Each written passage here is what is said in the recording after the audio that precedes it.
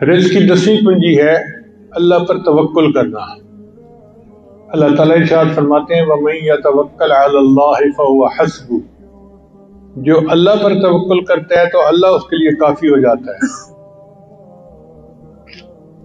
حدیث مبارکہ میں نبی صلی اللہ علیہ وسلم نے فرمایا اگر تم اللہ پر توکل کرو تو اللہ تمہارے ساتھ پرندوں والا معاملہ کرے گا۔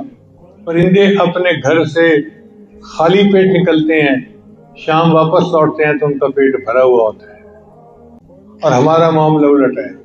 ہم کھا پی کے گھر سے نکلتے ہیں، شام کو آتے ہیں تو شور مچایا ہوتا ہے، بیوی بھوک لگی ہے جلدی کھانا دو۔